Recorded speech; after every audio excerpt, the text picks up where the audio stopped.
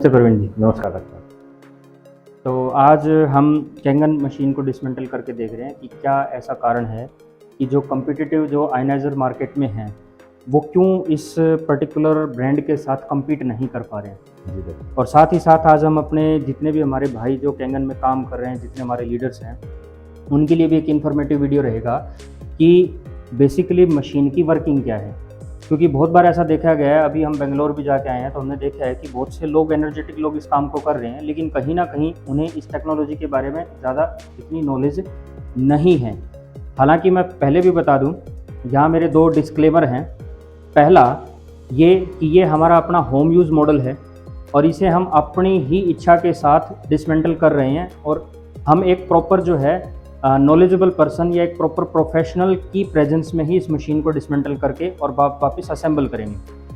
तो जो लोग इस वीडियो को देख रहे हैं उनसे रिक्वेस्ट है कि वो प्लीज़ इस तरह के स्टंट को अपने घर में रिपीट करने की कोशिश ना करें, क्योंकि जितनी भी मशीनें इस टाइम कैंगन आयनाइजर की मार्केट में हैं वो सभी सेम मेथड सेम मॉडल पे ही काम कर रही हैं, क्योंकि 40 ईयर्स से कंपनी का ये पेटेंटेड मॉडल है। तो ऐसा नहीं है कि कभी कुछ चेंज हो गया। तो मैं लास्ट फिर से एक बार बोलूँगा कि जो लोग इस वीडियो को देख रहे हैं वो प्लीज़ ये इसीलिए किया गया ताकि आप लोग इस चीज़ को देख सकें और समझ सकें। प्लीज़ अपने घर में अपनी मशीन को डिसमेंटल ना करें। और दूसरा ये है कि हम सिर्फ इंफॉर्मेशन और नॉलेज और एजुकेशन के पर्पज़ से इस मशीन को डिसमेंटल कर रहे हैं, अपनी टीम को एजुकेट करने के लिए। ये हमारा अपना पर्सनल डिसीजन है और इनेजिक इंडिया या इनेजिक जापान या इनेजिक वर्ल्ड वाइड के साथ इस वीडियो का कोई किसी भी तरह का रिलेशन नहीं है। तो प्रवीण जी, हम शुरू करते हैं। जी डॉक्टर, बिल्कुल प्लीज़ कंटिन्यू। सबसे पहले हम मशीन के जो पेरिफेरल पार्ट्स हैं उन्हें अलग करेंगे और उनके बारे में जानेंगे कि क्या है। जैसे आप देख पा रहे हैं, ये मशीन का फ्रंट पैनल है, ये मशीन के साइड पैनल्स हैं और ये मशीन का बैक पैनल है। ठीक है। मशीन के फ्रंट पैनल पे हम बात करें तो सबसे पहले पैनल पे ये चीज़ें आती हैं। यहाँ मशीन का फिल्टर चैम्बर है, इसे मैं सेपरेट करता हूँ। ये मशीन का इनहांसर टैंक है। ठीक है। ये किस काम आता है? इनहांसर टैंक जो है, यहाँ सबसे बड़ा मिथ है लोगों में कि इनहांसर टैंक जो है उसके अंदर किसी तरह का केमिकल ऐड किया जाता है जिससे मशीन जो है वो एल्कलाइन वाटर को प्रोड्यूस करती है। ऐसा कुछ नहीं है। यहाँ अगर आप इस इंफॉर्मेशन को ध्यान से पढ़ेंगे अपनी मशीन के ऊपर, तो यहाँ लिखा गया है, प्रॉपर एक इंफॉर्मेशन दी गई है कंपनी की तरफ से, एक डिस्क्लेमर है कि ये प्रॉपरली एक साल्ट सॉल्यूशन है और इसे मशीन तभी यूज करती है जब हम इस बटन को प्रेस करके 11.5 और 2.5 वाटर प्रोड्यूस करते हैं, जो कि टोटली आर्टिफिशियल वाटर है। और सिर्फ 2.5 pH वाटर को प्रोड्यूस करने के लिए ही इसे जो है मशीन यूज करती है। सिमिलर मेथड जो है वो 4 लाख का सुपर 501 मॉडल में भी सेम मेथड है। उसमें सेपरेट एक अलग से पीछे की तरफ जो है साल्ट टैंक दिया गया है। यानी कि जो हम पानी पिएंगे इस मशीन से उसमें इस्तेमाल, उसमें ये कभी भी किसी भी तरह से इस्तेमाल नहीं होता। मशीन जो है, अभी हम आगे चल के देखेंगे भी कि मशीन का अपना ही एक अलग तरह का इलेक्ट्रिकल इंजन है जो एल्कलाइन वाटर को प्रोड्यूस करता है और जिसमें इसका कोई भी यूज़ नहीं करता है। इसे आप चाहें तो घर में यूज कर सकते हैं कि इस बॉक्स को आप अलग करके, इनहांसर टैंक को अलग करके, और आप किसी भी pH पे 7 pH, 8.5, 9.0 और 9.5 pH के वाटर को आप बिना इस टैंक के भी निकाल सकते हैं। लेकिन जैसे ही आप 2.5 प्रेस करेंगे और मशीन 2.5 और 11.5 pH वाटर को जब निकालेगा तो वो इनहांसर टैंक की डिमांड करेगा, जो डिस्प्ले पे भी आएगा। ठीक है। तो सिर्फ इस आर्टिफिशियल वाटर को प्रोड्यूस करने के लिए ही मशीन यूज करती है। ओके। इसके साथ ही साथ मैं एक इंफॉर्मेशन और देना चाहूँगा। यहाँ एक कैल्शियम प्लग है। ये कैल्शियम प्लग जो है हमारे इंडिया के अंदर इसका कोई यूज़ नहीं है, क्योंकि नेचुरल तरीके से हमारे इंडिया के अंदर जो है वो पानी के अंदर कैल्शियम और मैग्नीशियम ऑलरेडी प्रेजेंट है। अमेरिका जैसे कंट्री जो है, जैसे शिकागो है, और अमेरिका में जो सिटी आते हैं शिकागो, वाशिंगटन, कैलिफोर्निया, वहाँ का पानी ऐसा है कि जिसके अंदर जो है वो कैल्शियम नहीं है। तो उन्हें वो कैल्शियम वाटर की रिक्वायरमेंट के थ्रू पूरा करने के लिए डॉक्टर्स के थ्रू उन्हें कैल्शियम टैबलेट्स दिए जाते हैं, जो इस चैम्बर में डालने के बाद वो यहाँ लगाते हैं और ये वाटर के साथ डिजोल्व होगा। बल्कि हमारे यहाँ तो इंडिया में इतना कैल्शियम है कि हमें हर महीने मशीन की क्लीनिंग डेफिनेटली करनी चाहिए, जो कंपनी रिकमेंडेड भी है for the better health of machine. जो इस सिलेंडर में कैल्शियम होगा वो ऑटो यूज होगा या फिर? वो ऑटो यूजेबल है, कंज्यूमेबल है, और उसे टाइम पीरियड के बाद रिप्लेस भी करना होगा। रिप्लेस क्या है, बल्कि जो कैल्शियम टैबलेट है वो खत्म हो जाएगा और जो है उसे फिर से रिचार्ज करना पड़ेगा। लेकिन मैं फिर बता देता हूँ, इंडिया जैसे कंट्री के अंदर कैल्शियम प्लग की कोई रिक्वायरमेंट नहीं है, तो ये पार्ट मशीन के अंदर होते हुए हमारे लिए नॉन यूजेबल है। ठीक है। अब हम आगे बढ़ते हैं मशीन के फिल्टर चैम्बर की तरफ। ये एक हाई ग्रेड फिल्टर है और इस फिल्टर की जो स्पेशलिटी है वो है सैंड, स्लिट और किसी भी तरह का क्लोरीन या अमोनिया अगर वाटर के अंदर प्रेजेंट है। यूजुअली अमोनिया और क्लोरीन तब आते हैं जब पानी को ब्लीच किया गया हो या फिर किसी तरह का वेल वाटर है, यानी कि कुएं से लिया गया पानी है। तो उस पानी को यहीं फिल्टर सेपरेट करना, यानी कि क्लोरीन और अमोनिया को यहीं पानी से अलग कर दिया जाएगा। तो इसे खोलने का बड़ा आसान तरीका है, इंस्ट्रक्शंस भी दिए गए हैं। मैं यहाँ से इसको एंटी क्लॉकवाइज मैंने इसको रोटेट किया, ये निकाला और ये फिल्टर है। अब इस फिल्टर के क्या कंपोजिशन है इसके लिए हम एक सेपरेट वीडियो अगेन फिर से देंगे टीम के लिए। अभी हम आज सिर्फ और सिर्फ मशीन की वर्किंग को ही एक्सप्लेन करने के लिए आए हैं। तो मैं फिर बता देता हूँ फिल्टर का रोल क्या है। मिट्टी, गंदगी, क्लोरीन और अमोनिया को आपके मशीन के चैम्बर में जाने से रोकना।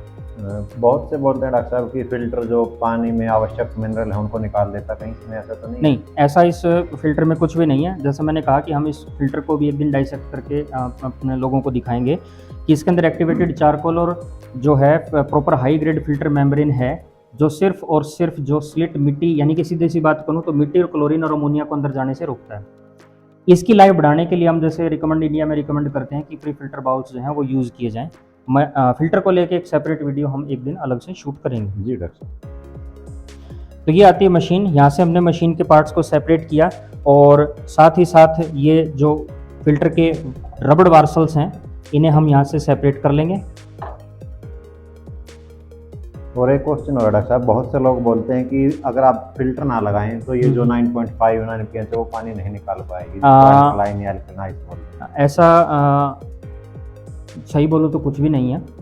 जब हम मशीन को किसी आरओ के आगे इंस्टॉल कर रहे हैं ना, मान लिया कहीं टीडीएस बहुत ज़्यादा है, टीडीएस को कंट्रोल आरओ ही करेगा। आरओ एक ही टेक्नोलॉजी पे काम करता है और आरओ से निकला हुआ पानी बिल्कुल साफ़ है, जैसा आप और मैं जानते ही हैं, क्योंकि आरओ में 3 स्टेज का फिल्ट्रेशन होने के बाद टैंक फिलअप होता है और टैंक फिलअप होने के बाद जो टैंक में पानी है वो बिल्कुल साफ़ है।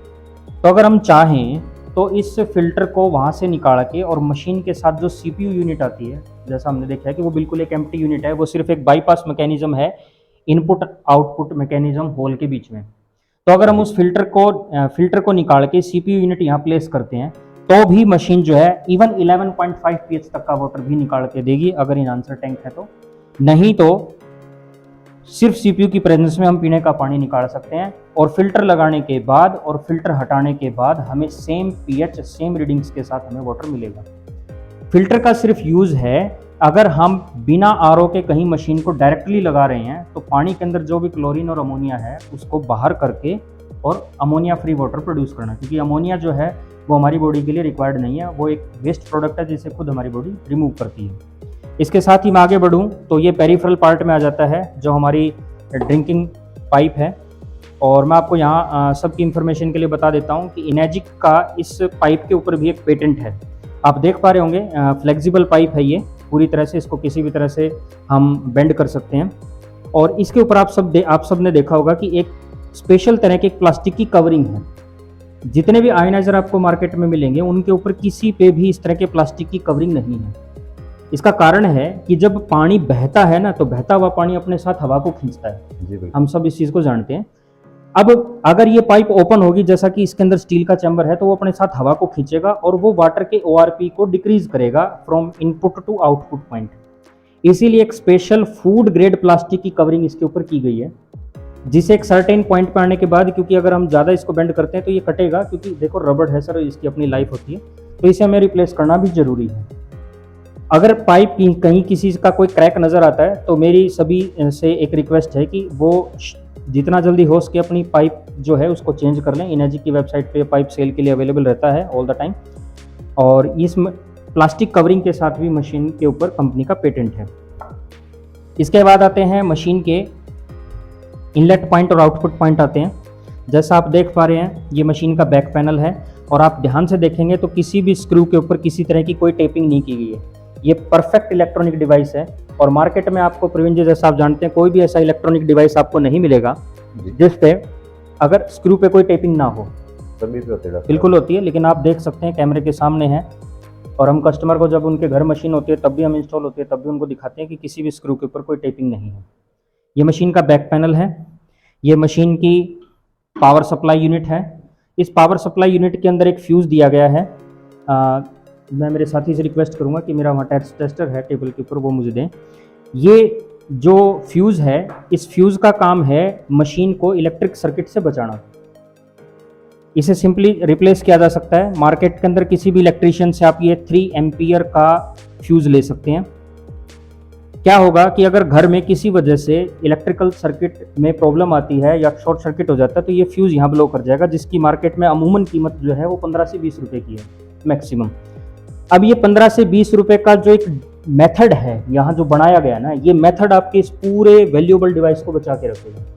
जो मार्केट में अदर डिवाइस अवेलेबल है उनमें बिल्कुल कहीं भी किसी भी डिवाइस में ऐसा प्लग नहीं दिया गया है, और इसी वजह से वो मशीनें जड़ भी जाती हैं और वो शॉर्ट लाइफ में आती हैं। क्योंकि देखो, इंडिया जैसे कंट्री के अंदर इलेक्ट्रिकल वोल्टेज में चेंज फ्लक्चुएशन चलता रहता है, खासकर बारिश के दिनों में बहुत ज़्यादा वोल्टेज फ्लक्चुएट करता है, हम सब देखते हैं, और बहुत सारे इलेक्ट्रिकल अप्लायंसेज हमारे घरों में जल जाते हैं। तो जापान की मशीन में यही खासियत है, कहा गया ना जापान कभी कोई चीज़ गलत नहीं बनाता, तो ये चीज़ उनकी क्रेडिबिलिटी की एक निशानी है कि उन्होंने प्लग में फ्यूज़ दिया है।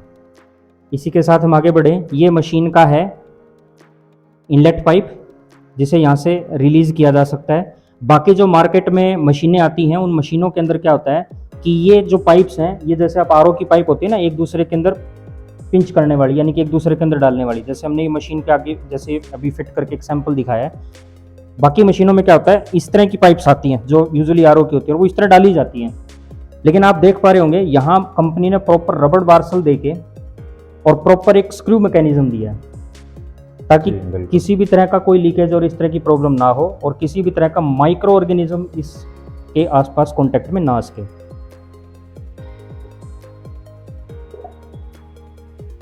ये हटा दो ध्यान जी टेबल से। और ये एक वाटर फ्लो को मेंटेन करने के लिए एक रबड़ बॉल दी गई है, जो वाटर फ्लो को मेंटेन करता है। इसको मैं साइड में रख दूँ, ये भी एक बहुत वैल्यूएबल आइटम है और ये वाटर फ्लो को मेंटेन करता है।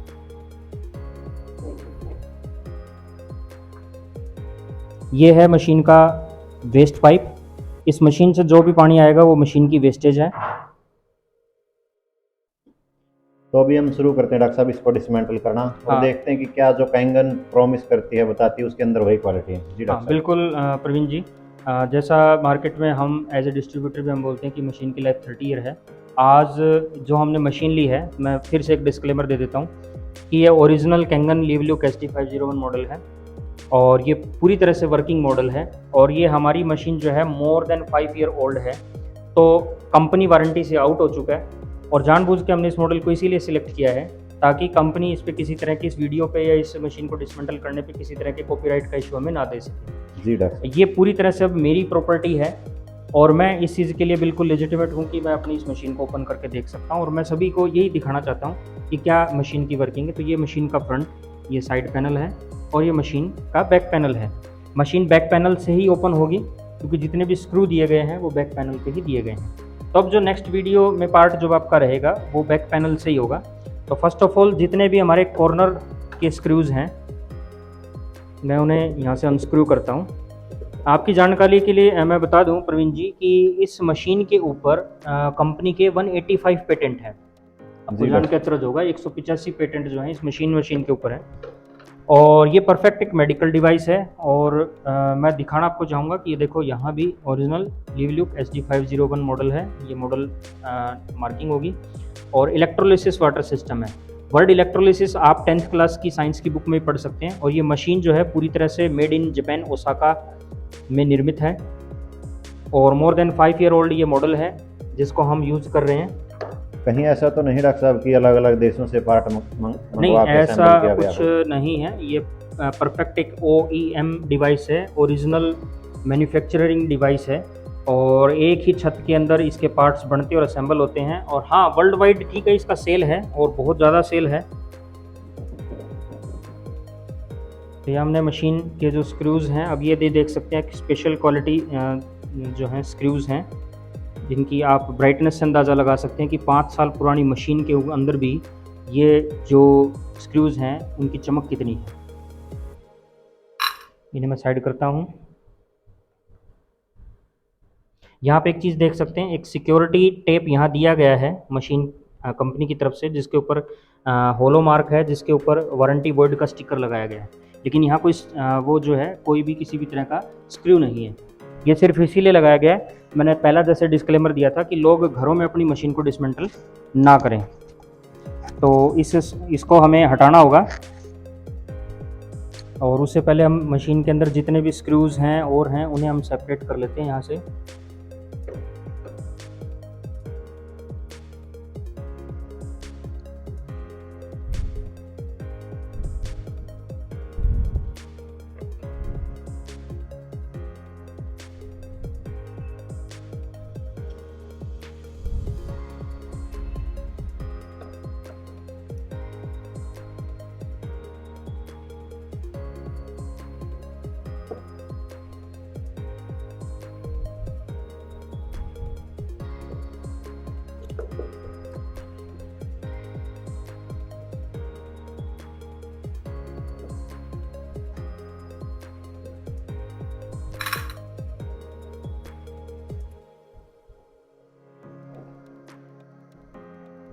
तो हिसार टीम के लिए फ़र्स्ट टाइम हम कैंगन मशीन को ओपन करने जा रहे हैं।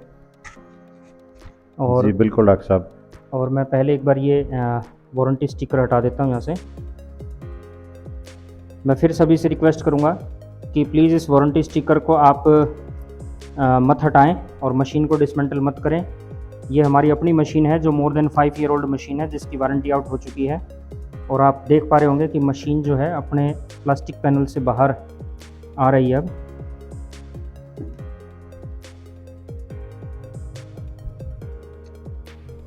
यहाँ 3 स्क्रू यहाँ भी हैं फिल्टर यूनिट में, इन्हें भी हम ओपन करेंगे।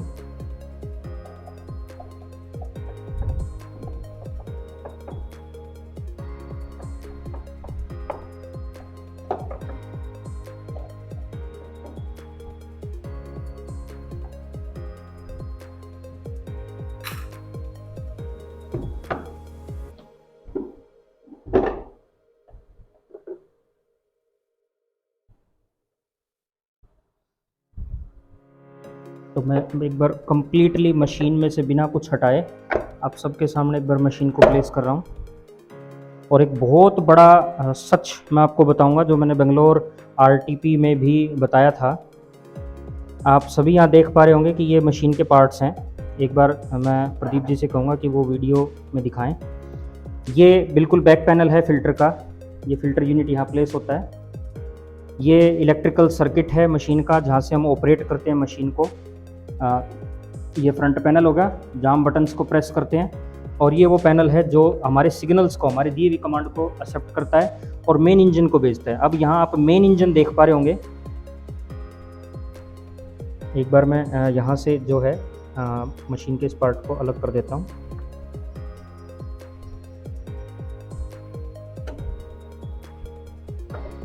और ये देखिए अब आप सभी, यहाँ आपको वर्ल्ड में इनेजिक के अलावा कोई भी ऐसी मशीन नहीं मिलेगी कि इतने कॉम्पैक्ट स्पेस के अंदर जो इतना हैवी आउटपुट देता हो। परवीन जी आपको जान के अचरज होगा, ये मशीन जो है 6 लीटर पर मिनट की स्पीड से पानी निकालने में कैपेबल है, और इतने कॉम्पैक्ट डिजाइन में जो आप सबके सामने है। जी वर्ल्ड में कोई भी ऐसी मशीन नहीं है। देखने से लगता है कि हाँ, ये बहुत छोटा डिवाइस, बहुत छोटा डिवाइस है, वो अपने आप में बहुत छोटा डिवाइस है। और आजकल एक बड़ा अजीब सा कंसेप्ट मार्केट में चला हुआ है, हाइड्रोजन प्रोड्यूसर, उन्हें इन्फ्यूजर टैंक बोलते हैं।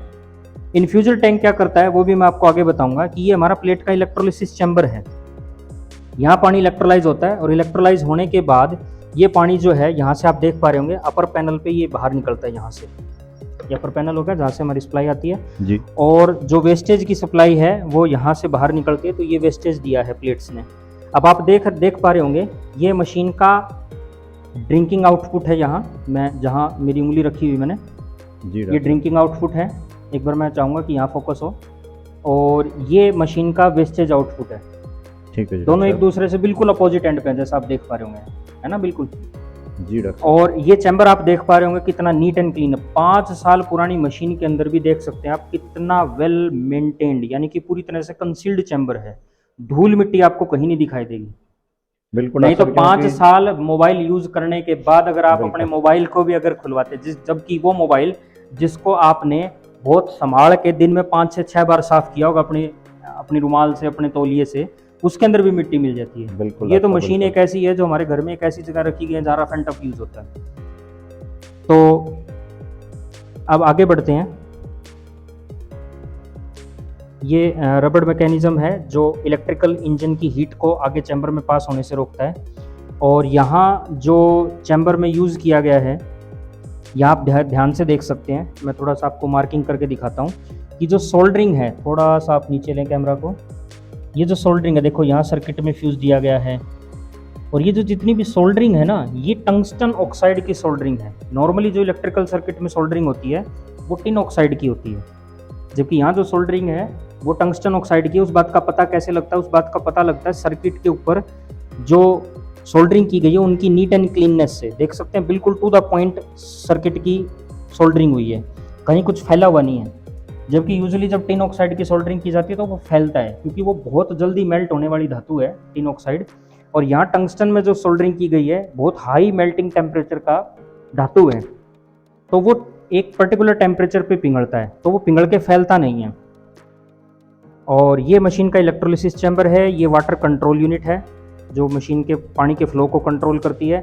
और यहाँ एक मैकेनिज्म दिया गया है, इसे बोलते हैं, यहाँ जैसा आप देख पा रहे होंगे, ये जो यूनिट है ये एक SMPS यूनिट है जो क्या करती है, मशीन के अंदर आए हुए पानी के फ्लो को मशीन के इस इंजन पे रिपोर्ट करती है। ये मशीन का इंजन है, यहाँ रिपोर्ट करती है।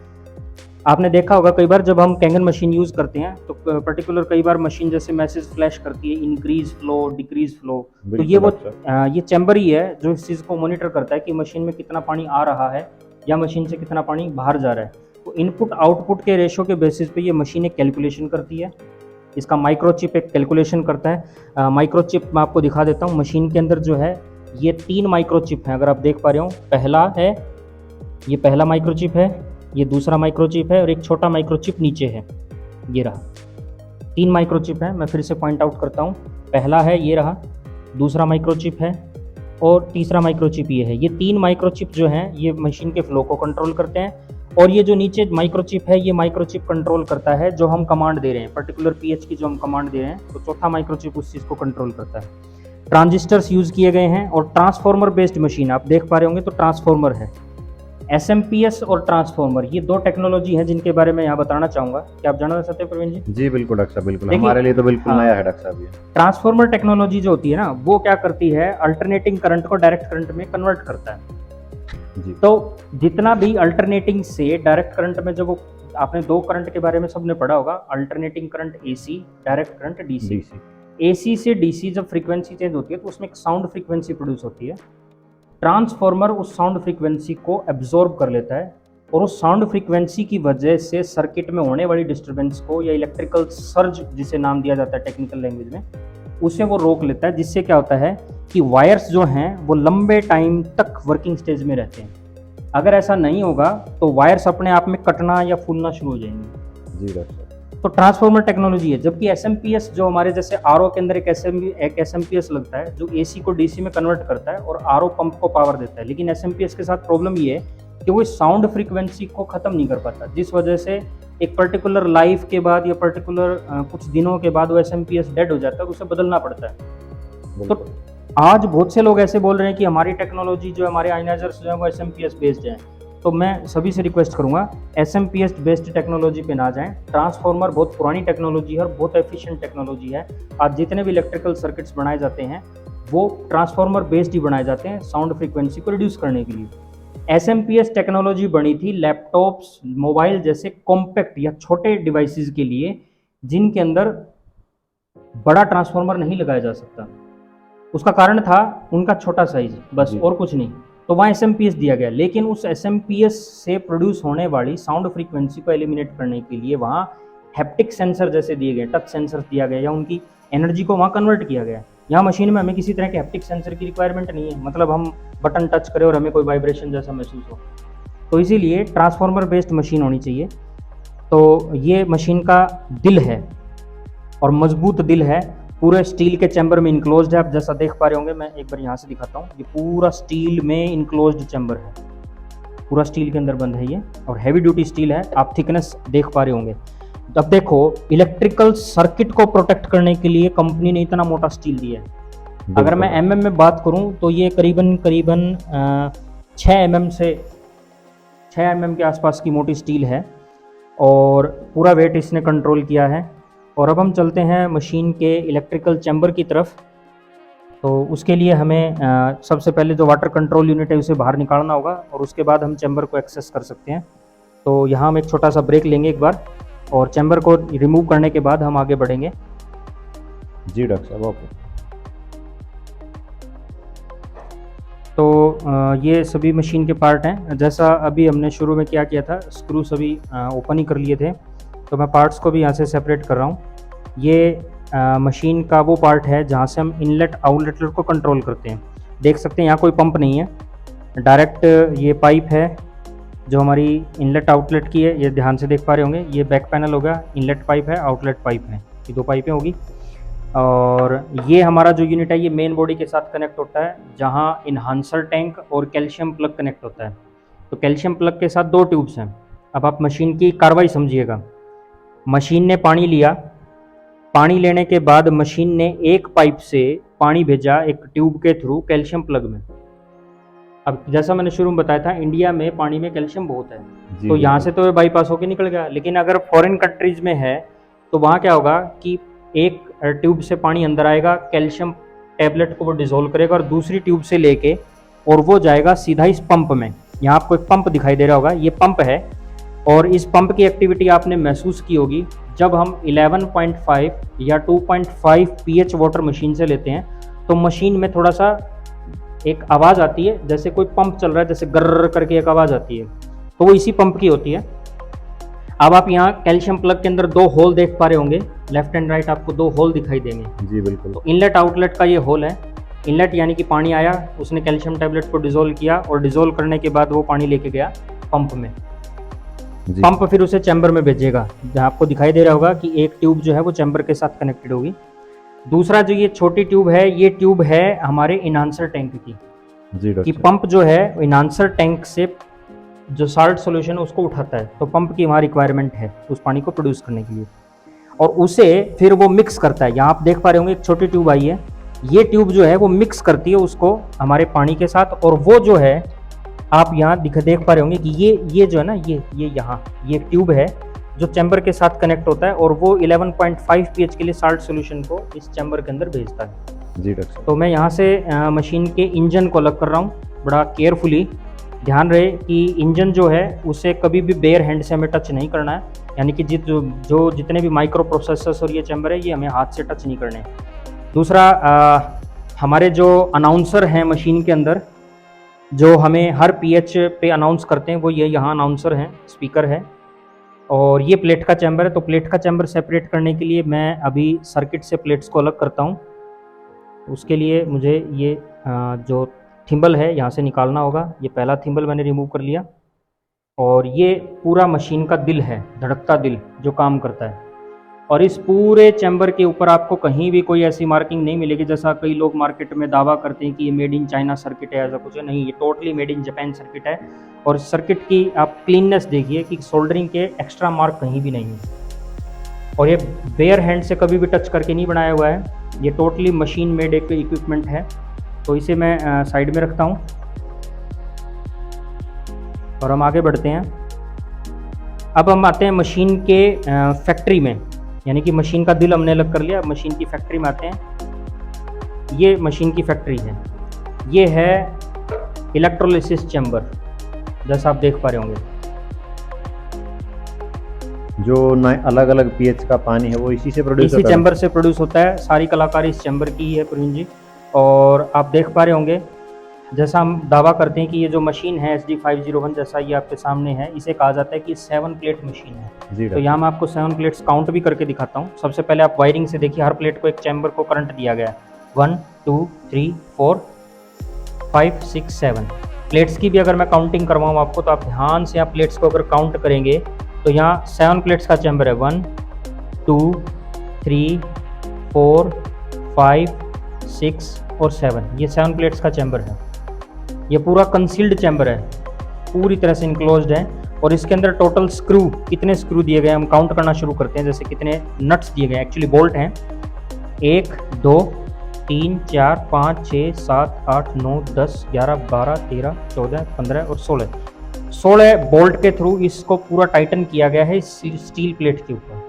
जी डॉक्टर साहब। तो कहीं से भी वाटर लीकेज या ऐसी कोई प्रॉब्लम नहीं है, इस मशीन से कभी नहीं मिलेगी राउंड ऑफ द 30 ईयर। और यही कारण है कि मशीन चौक होने के बाद भी कभी भी अपना पानी जो है ना लीक नहीं करती है। हमने देखा डॉक्टर साहब जैसे मार्केट में बहुत सी मशीनें हैं, वो 1 या 2 साल के बाद चौक हो जाती हैं और पानी नीचे से ऊपर से बहने लग जाता है। उसके 2 कारण हैं प्रवीण जी। पहला तो यही कि चैम्बर कंसील्ड नहीं होता पूरी तरह से। यहाँ पूरा आप देख पा रहे होंगे, शायद वीडियो में नज़र ना भी आए, लेकिन पूरा तरह से देख सकते हैं आप। एक जो है इंसुलेशन टेप भी दी गई है, आप देख पा रहे होंगे, तो नीचे एक जी, बिल्कुल। इंसुलेशन टेप है। बिल्कुल। वीडियो में शायद नज़र ना आए, लेकिन फिर भी मैं थोड़ा सा पॉइंट आउट करने की कोशिश करता हूँ। ये जो मेरा स्क्रू ड्राइवर है वो इस टाइम वो उस प्लास्टिक टेपिंग के ऊपर है। जी बिल्कुल। दूसरा, चैम्बर के अंदर प्लेट्स की कलाकारी है। प्लेट्स मेल्ट नहीं होती हैं, प्लेट्स कभी कोरोड नहीं होती हैं, ख़राब नहीं होती, तो इस वजह से पानी कहाँ से लीक होगा, कहीं से लीक होने का कुछ है भी नहीं ना। जी बिल्कुल। तो हम थोड़ा सा यहाँ सेपरेट करते हैं अब ट्यूब्स को, और ये अब हमारा चैम्बर पूरी तरह से फ्री है। अगर हम इसे खोल के देखना चाहें तो देख सकते हैं। तो अगर आप इजाज़त दें तो जी, मैं इसको बिल्कुल। आपको सबको खोल के दिखाता हूँ। जी, पहली बिल्कुल। बार हम अब आपके सामने प्लेट्स जो हैं वो बेयरली हम खोल के दिखा रहे हैं। तो ये मेरे पास 7 mm का गोटी है, जिससे मैं चैम्बर को शुरू कर रहा हूँ। और चैम्बर खोलने की सबसे पहली प्रैक्टिस आप शुरू करेंगे, जो दोनों ही आपके पॉइंट हैं, जी। करंट पॉइंट्स आते हैं, यानी कि जहाँ प्लेट्स पे वोल्टेज आता है, उनके बीच से आप इसको पहले लूज़ करेंगे। सारे पॉइंट्स पहले लूज़ करेंगे, अनस्क्रू करने से पहले आप इनको पहले लूज़ करेंगे। जी डॉक्टर। इससे क्या होगा, प्लेट्स पे चैम्बर जो प्रेशर है वो इक्वल रहेगा। क्योंकि ऐसा करना इसलिए ज़रूरी है कि चैम्बर के बीच में कहीं पानी है या कुछ भी है तो इक्वली जो है वो पॉइंट से बाहर आ जाएगा। ये सिर्फ हमारी अपनी सेफ्टी के लिए, चैम्बर बिल्कुल प्रोटेक्टेड है, चैम्बर को ऐसा कोई खतरा नहीं है। जो इस चैम्बर में दिया है डॉक्टर साहब 4+3 अलग अलग करंट के वायर दिए हैं, वो जी। किस लिए हैं? वो इसलिए हैं 4+3, जैसे आप जानते हैं कि सिर्फ पॉजिटिव चार्ज देने से भी इलेक्ट्रोलिसिस नहीं होगा। सर्किट तभी कंप्लीट होता है जब पॉजिटिव और नेगेटिव दोनों पॉइंट आएँ। जी। और यहाँ आप वायर की कोडिंग भी, अभी मैं जैसे आपको दिखाऊंगा कि वायर की कोडिंग भी बता रही है कि वायर्स अलग अलग कलर कोड में हैं। जैसे आप देख पा रहे होंगे, यहाँ 4 हमारे पास ब्लैक वायर्स हैं और वाइट 3 वायर्स हैं। जी। तो ये क्या कर रहे हैं, ये नेगेटिव और पॉजिटिव करंट्स को अपने ऊपर लेके आ रहे हैं, जी डॉक्टर साहब। तभी इलेक्ट्रोलिसिस चैम्बर जो है वो पूरा होगा। अगर ये 8 प्लेट होती तो यहाँ हमारे पास जो है 8 वायर्स होती, जिसमें 4 पॉजिटिव 4 नेगेटिव होती। लेकिन अब सर्किट को बना ऐसा दिया गया कि 3 प्लेट्स इनके बीच में दी गई हैं। तो 3 प्लेट्स बीच में देने से क्या हुआ कि 4 वोल्टेज के बीच में, 4 अपोजिट वोल्ट के बीच में 3 अपोजिट वोल्ट चार्ज हो गया। यानी कि 4 अगर पॉजिटिवली चार्ज हैं तो 3 उनके बीच में क्या है, नेगेटिवली चार्ज। तो इससे करंट का बैलेंस हो गया। अगर 8 प्लेट होता तो 8 प्लेट में 8 वायरिंग मिलती आपको। और ये भी मिथ दूर हो जाएगा डॉक्टर साहब, बहुत से बोलते हैं कि प्लेट में केमिकल है उसकी वजह से प्रोड्यूस होता है। हाँ बिल्कुल, अभी लाइव हम आपके सामने खोल रहे हैं प्लेट्स के चैम्बर को। और पहली बार मेरे लिए भी और आप सबके लिए पहली बार ये एक मिथ बस्टिंग होगा। अगर डेफिनेटली अगर कुछ ऐसा है तो अभी सबके सामने दिख ही जाएगा। एक कहावत हमने सुनी है ना, हाथ कंगन को आरसी क्या और पढ़े लिखे को फारसी क्या। प्रोक्ष को प्रत्यक्ष को किसी सबूत की प्रमाण की आवश्यकता नहीं होती।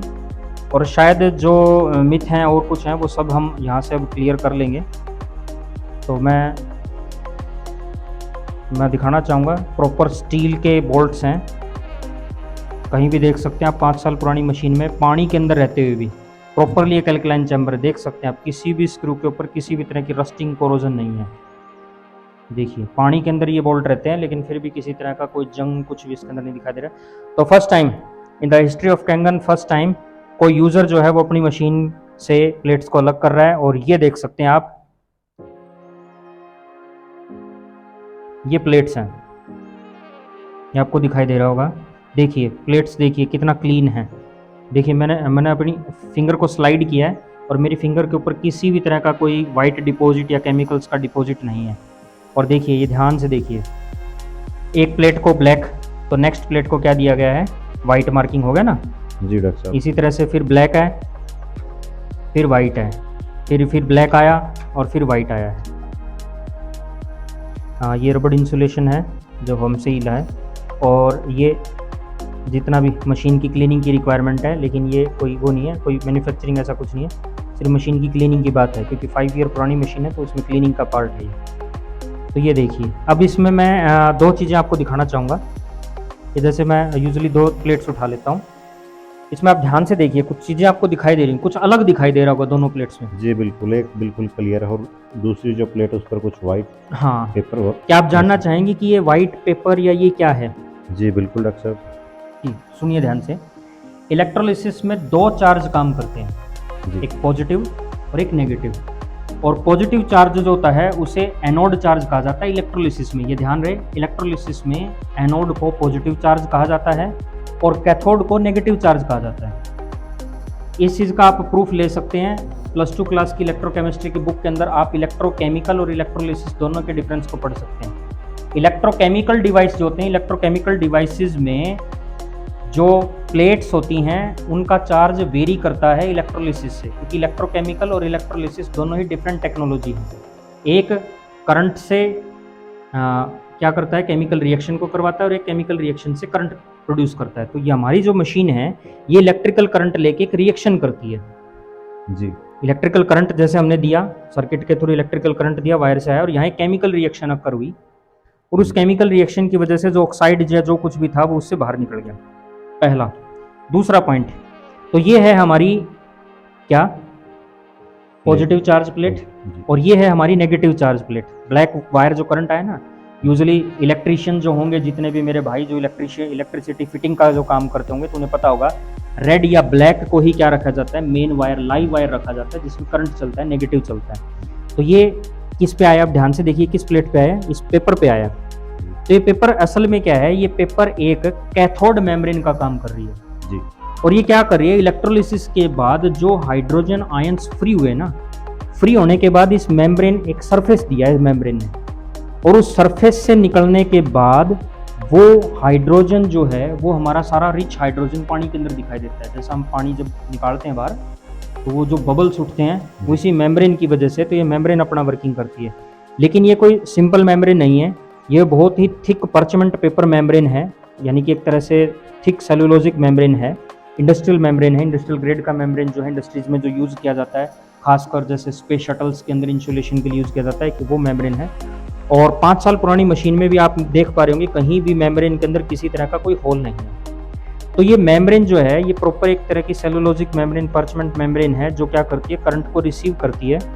और यहाँ नेगेटिव चार्ज आता है इस प्लेट के ऊपर, और उस नेगेटिव चार्ज की वजह से जो हाइड्रोजन यहाँ प्रोड्यूस हुआ ना, पॉजिटिव चार्ज का, जी, अब आप सभी जान पा रहे होंगे पॉजिटिव चार्ज किसकी तरफ अट्रैक्ट होगा, नेगेटिव की तरफ। तो हाइड्रोजन आयन जो यहाँ प्रोड्यूस हुआ इस मेम्ब्रेन पे अट्रैक्ट हुआ, और अट्रैक्ट होने के बाद यहाँ से उसको बाहर जाने का रास्ता दिया गया, और वो हमारे पानी के अंदर आता है। एक चैम्बर से जो पानी निकलता है वो दूसरे चैम्बर के थ्रू कनेक्ट होता है इन होल्स के थ्रू। ये जो होल्स हैं इनके थ्रू ये पानी कनेक्ट होता है, और इस तरह से जो मेम्ब्रेन्स हैं ये एक दूसरे के साथ कनेक्टेड हैं। तो ये आप देख पा रहे होंगे। तो यहाँ जब हम क्लीनिंग करते हैं तो क्लीनिंग में क्या होता है, सिर्फ हमारी प्लेट्स ही क्लीन नहीं होती हैं। अब जैसे देख पा रहे होंगे कि ये मशीन लगभग 1 महीना पहले मेरे घर में ई क्लीन हुई थी, तो 1 महीने की ड्यूरेशन में जो पानी लिया, तो देख रहे होंगे ये थोड़ा सा मेम्ब्रेन्स में अब थोड़ी सी डस्ट स्पॉट आने लगी है, ठीक है। लेकिन अंदर की जो मेम्ब्रेन्स है वो देखिए अब भी साफ़ हैं, बिल्कुल साफ़ हैं, दिखाई दे रहा होगा आपको, कहीं भी उस तरह की ब्लैक मार्किंग नहीं दिखाई दे रही है। जी बिल्कुल। तो प्लेट बाहर से अंदर की तरफ थोड़ा सा मैला होना शुरू होती हैं, उसी के लिए सिट्रिक एसिड पाउडर की जो है ई क्लीनिंग इसमें की जाती है, और बड़े ही रोबस्ट मेथड। और ये देखिए फिर से इस पूरे चैम्बर को एक बहुत हैवी स्टील की, अब आप इसमें वज़न अपने हाथ में लेके वज़न देख सकते हैं कि कितना वज़न है इस प्लेट में। जी बिल्कुल। अदर किसी मशीन में आपको इतना हैवी जो है चैम्बर इनक्लोज्ड नहीं मिलेगा, और ये पूरा चैम्बर इन प्लेट्स के ऊपर रखा गया है। तो मैं एक बार फिर से थोड़ा सा लाइट की प्रेजेंस में आपको दिखा देता हूँ। ये इंसुलेशन है पूरा इस तरफ से, और ये है कैथोड मेम्ब्रेन जो हाइड्रोजन आयंस को कलेक्ट करता है और हाइड्रोजन गैस की फॉर्म में रिच हाइड्रोजन वाटर में देता है। तो मैं ये रख लेता हूँ यहाँ इस तरह।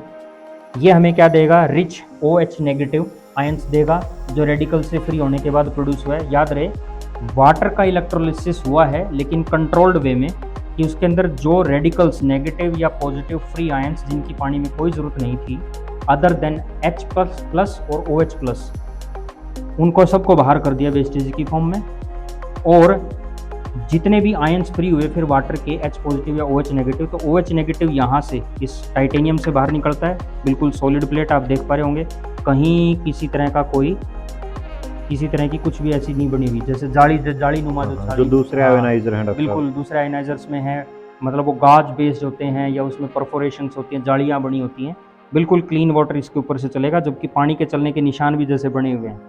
हालांकि इनको साफ़ किया जा सकता है, जैसे मैं उंगली चला रहा हूँ तो ये साफ़ भी हो जाएंगे। और ये है कैथोड मेम्ब्रेन जो रिच हाइड्रोजन आयंस को पानी में से अलग करके बाहर निकालता है और जो में रिच हाइड्रोजन वाटर प्रोड्यूस करता है। तो ये 7 प्लेट का चैम्बर है सर, एक जिसके दोनों तरफ 2 चार्जेस दिए हुए, 2 3 4 5 6 और ये 7 यहाँ है।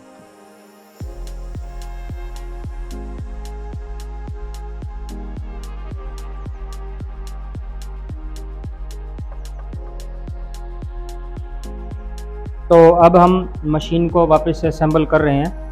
और ध्यान रहे, मैं फिर से कहूँगा कि ये जितना भी प्रोसेस हमने किया है ये परफेक्टली एक नॉलेजेबल पर्सन यानी कि प्रोफेशनल पर्सन की प्रेजेंस में हम कर रहे हैं। हाँ, कर हम अपने हाथों से रहे हैं लेकिन उनकी प्रेजेंस अभी हमारे नियर बाय में ही है।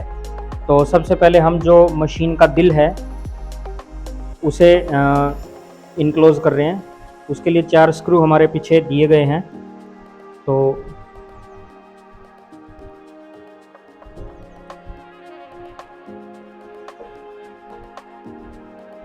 चैम्बर को मैं एक तरफ कर रहा हूँ।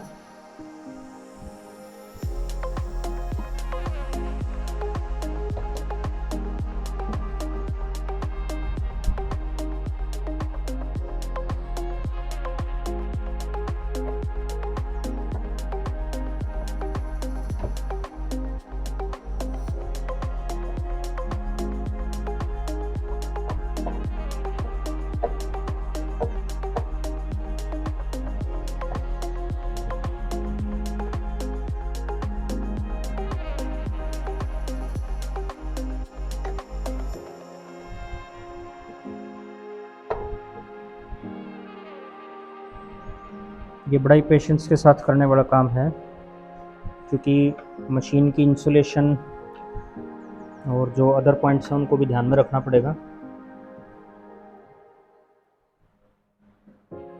मैं अपने साथी प्रदीप जी से रिक्वेस्ट करूंगा कि एक बार वो स्क्रू ड्राइवर को यहाँ पकड़े और मैं चैम्बर को जो मशीन का इंजन है उसको प्लेस कर रहा हूँ और जब मैं कहूँ तो इसको टाइट करें वो।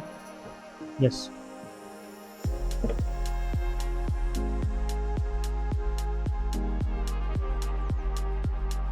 धन्यवाद प्रदीप जी।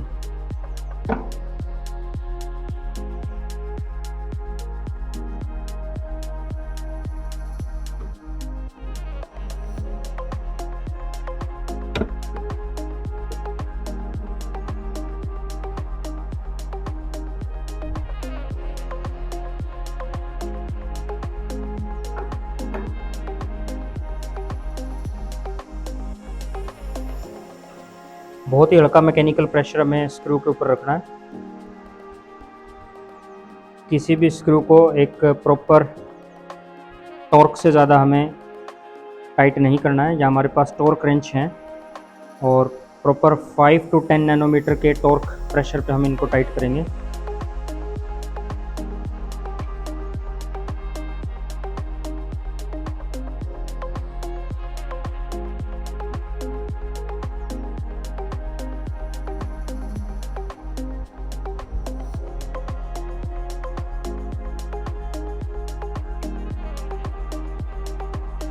तो इस तरह से हमने अभी इंजन को इनक्लोज कर दिया और अब बारी है चैम्बर की, electrolysis chamber. First of all हम इसे बड़ा केयरफुली प्लेस करेंगे।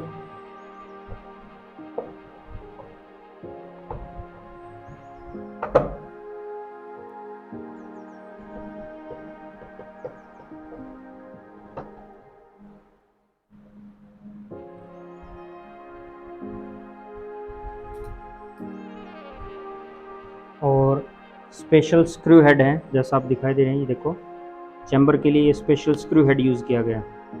इन पे भी पेटेंट है। प्रॉपर इनक्लोज्ड सर्किट देगा ये हमें।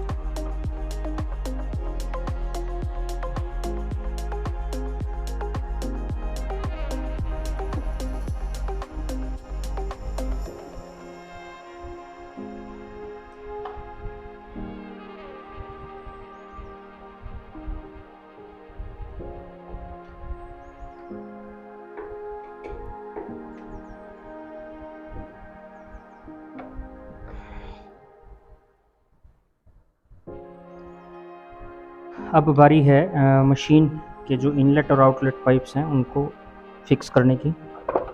और उसके लिए हम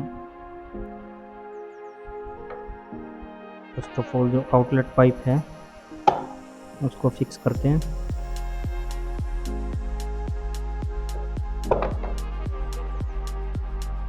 यहाँ एक रबड़ वार्सल है, पहले इस रबड़ वार्सल को यहाँ लगाएंगे।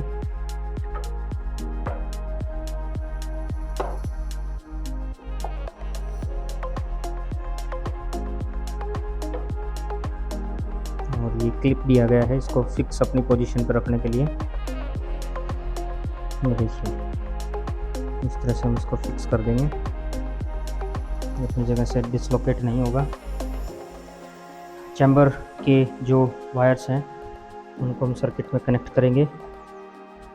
सबसे पहले पंप को पावर देंगे।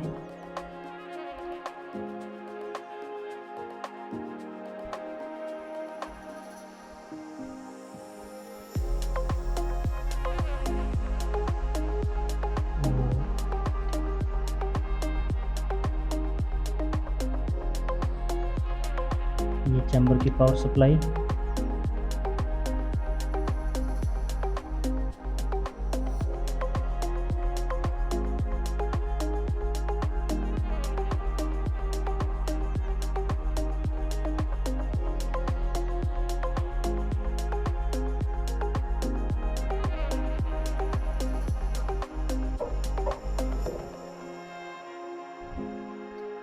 अब हम मशीन की इनलेट और आउटलेट पाइप्स के चैम्बर को इनक्लोज कर रहे हैं।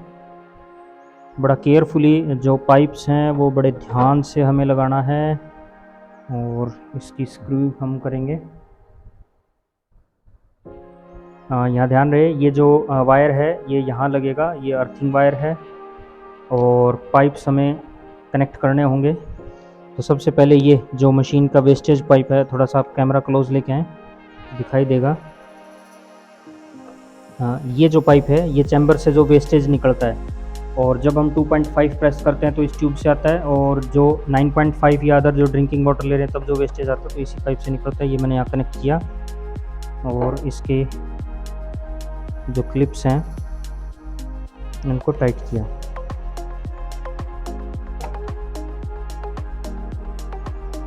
इसके बाद हम आगे बढ़ेंगे और जो प्रेशर मॉनिटरिंग सिस्टम है ये वायर उनकी हैं और इनको हम कनेक्ट करेंगे। उससे पहले कुछ हमारे ट्यूब्स के कनेक्शन अभी बाकी हैं। तो ये जो कनेक्शन है ये हमारा है इनलेट पाइप के लिए। ये जो भी मैंने लगाया ना ये इनलेट पाइप के लिए है। ये यहाँ से इनलेट जाएगा चैम्बर के अंदर, वाटर का फ्लो होगा ऊपर की तरफ क्योंकि पंप पीछे से प्रेशर देगा, तो प्रेशर देने से पानी नीचे से ऊपर की तरफ जाएगा, आयनाइज होगा, ठीक है। और आयनाइज होके जो आयनाइज्ड वाटर है वो ऊपर से यहाँ से बाहर आएगा और जो वेस्टेज है वो यहाँ से बाहर आएगी। तो ये अभी मैंने इनलेट का कनेक्शन पूरा किया और मैं इनको क्लिप लगा के, क्लिप आप देख सकते हैं प्रॉपर स्टेनलेस स्टील की क्लिप्स हैं और इनको मैं टाइट कर रहा हूँ।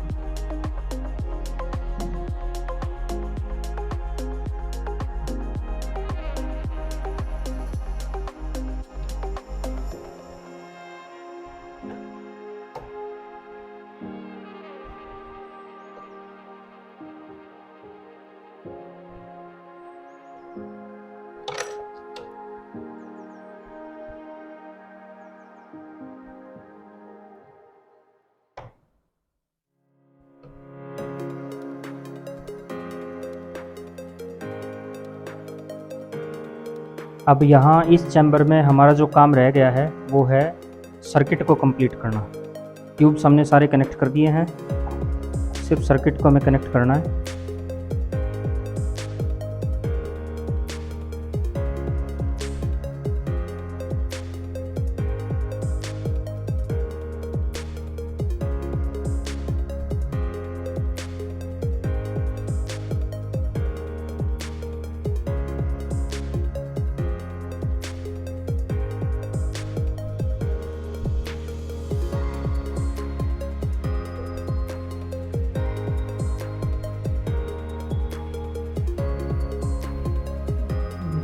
आगे आए तो बता देना मुझे।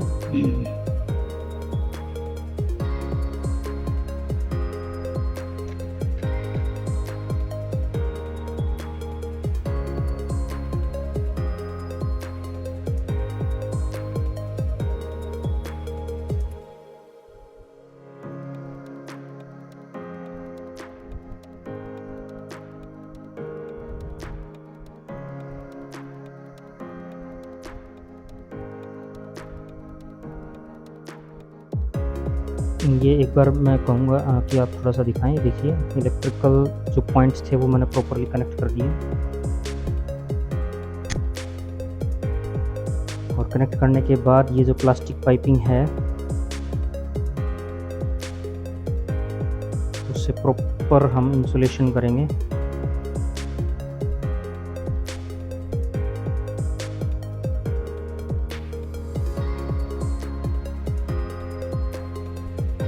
पूरा हम इंसुलेटेड चैम्बर यूज़। देखिए अब सिर्फ एक काम हमारा बचता है, अर्थिंग वायर को यहाँ कनेक्ट करना है हमने।